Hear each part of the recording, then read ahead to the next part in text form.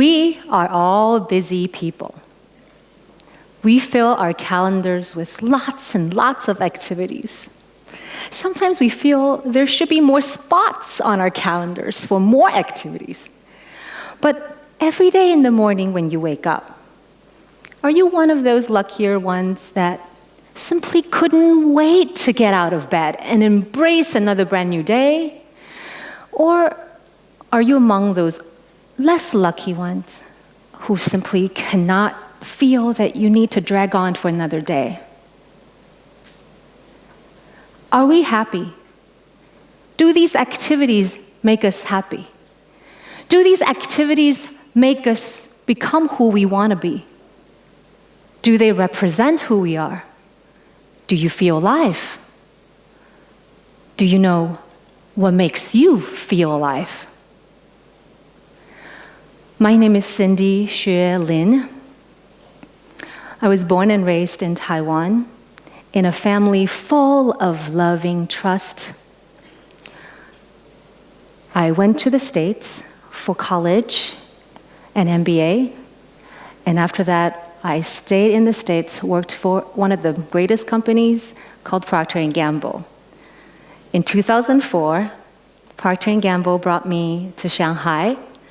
In 2005, I joined another one of the greatest companies in the world, Pepsi Co. And last year, much to people's surprise, I left my beloved Pepsi Co that I worked for 9 years and joined a local NGO called Chunhui Children. Do I look happy? Life hasn't been all that easy for me. Back in 2007, there was a period of my time I completely did not feel that I was alive. As a matter of fact, later on I realized I was actually in depression. I would cry myself to sleep, dragging my feet, waking up in the morning. I had to take a full year of sabbatical. One morning, during my sabbatical, I found myself crying myself to sleep and then waking up still crying. I knew there was something wrong with me. So I whipped out my computer and I started typing what I called my personal mission statement. I knew I had to find a reason for my existence. Otherwise, why all this suffering? I needed to tell myself there is a reason for my existence. What would I want to be engraved on my tombstone? What am I here for? And so the next 3 hours, I just continued typing from my personal mission statement, which was simple one sentence that I just want to bring positive impact to as many people as possible.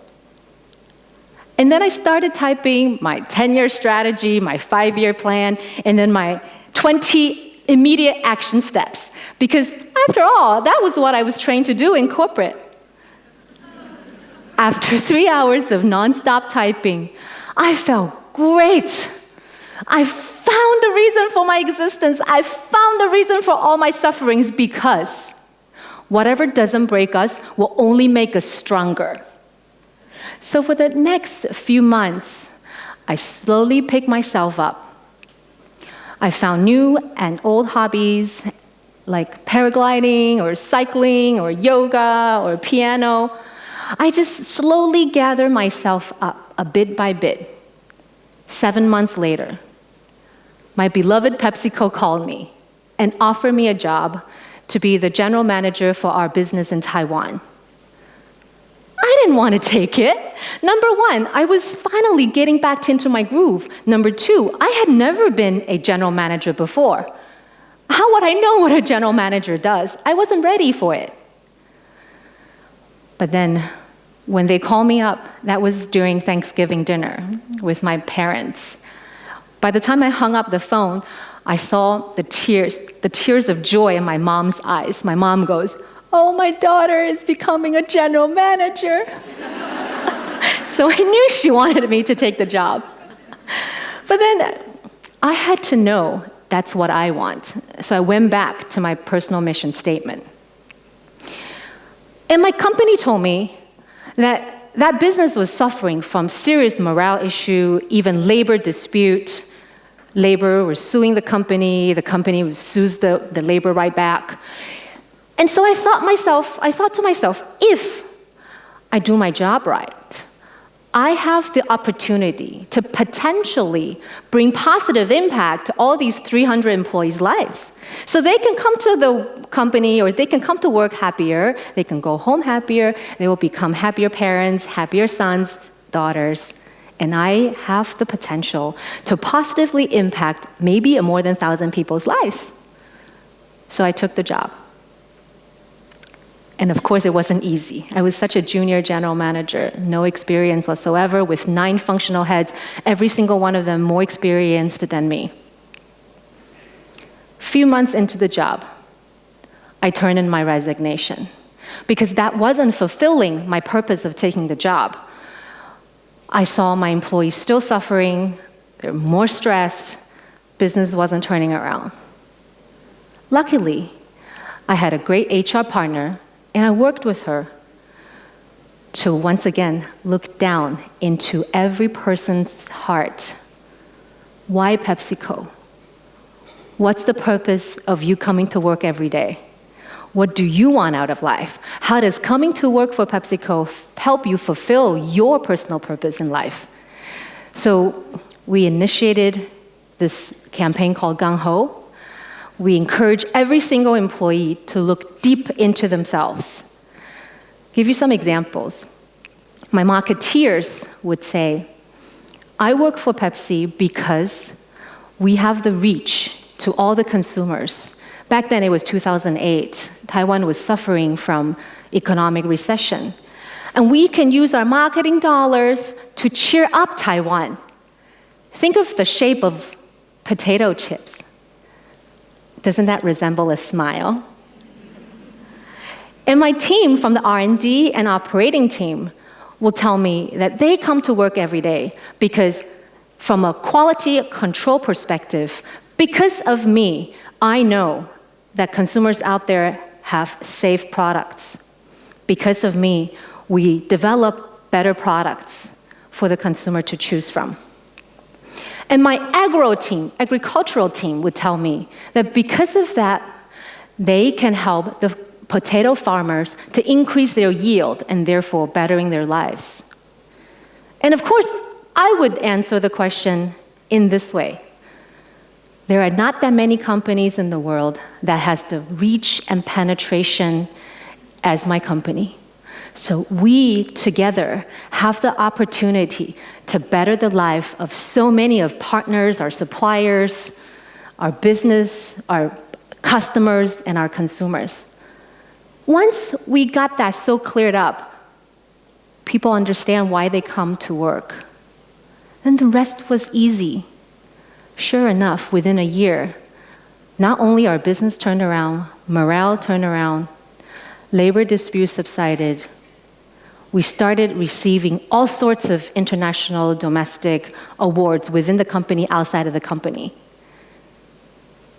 What I learned from that experience, of course, there are lots of management experiences I learned, but the most important lesson I learned was once you align every single person's personal purpose, they understand why they come to work. It's not about what they do, it's about why they do. Then the collective effort of all that, matching the collective purpose of the company, was phenomenal. But then the next few years also wasn't rosy. I had my ups and downs. Every time I went into a deep end, every time I hit a dark moment, I always look back deep inside me. What am I on earth for? And I have my second version. And by the time I reach my third version of my personal mission statement, I realized why I even wanted to come to China from my comfortable life in California in the first place was because as a Chinese descent, I not only just want to be part of this rising economy, I want to contribute. I have so much to give. So I started reading books that inspired me. I started to take note. I noticed what's going on around me so that I can continue to revise my personal mission statement. One day, my husband comes home. He was so frustrated.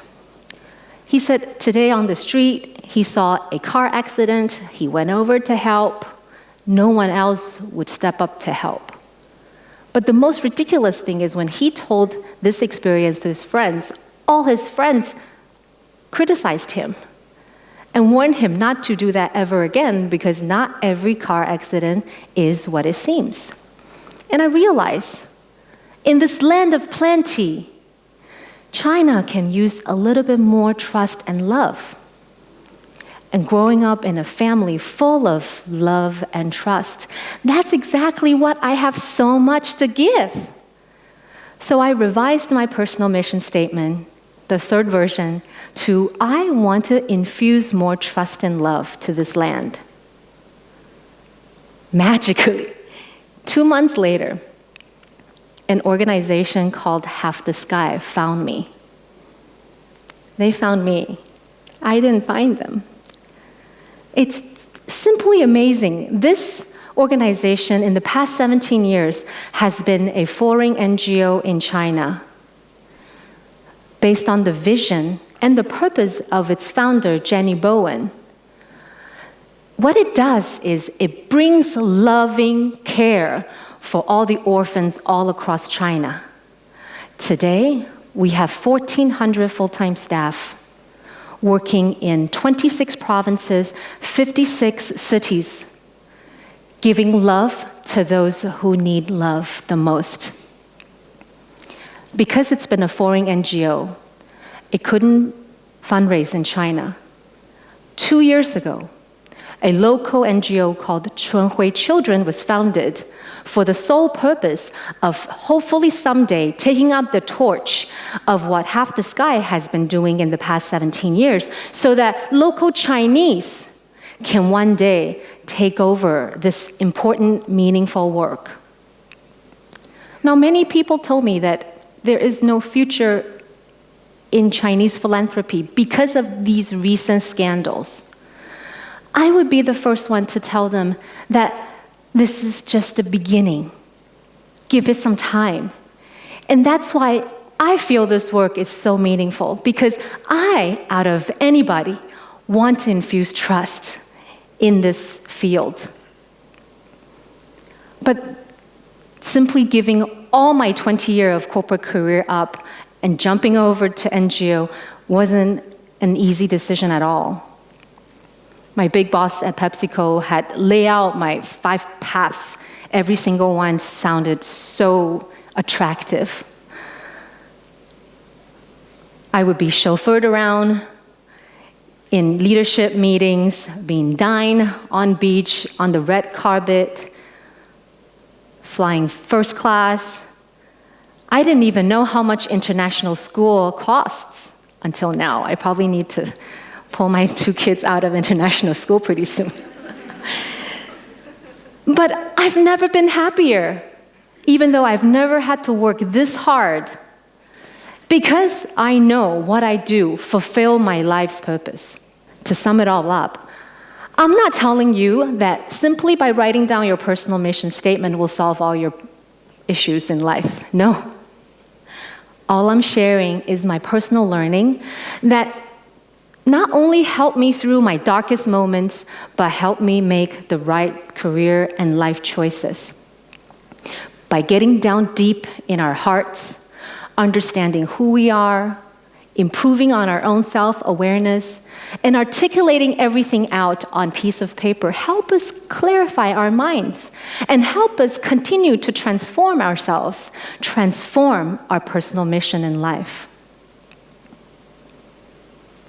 Stephen Covey has the most popular concept: keep the end in mind. Chinese proverb also says, set the target high, even if you don't reach it, you won't be far from it.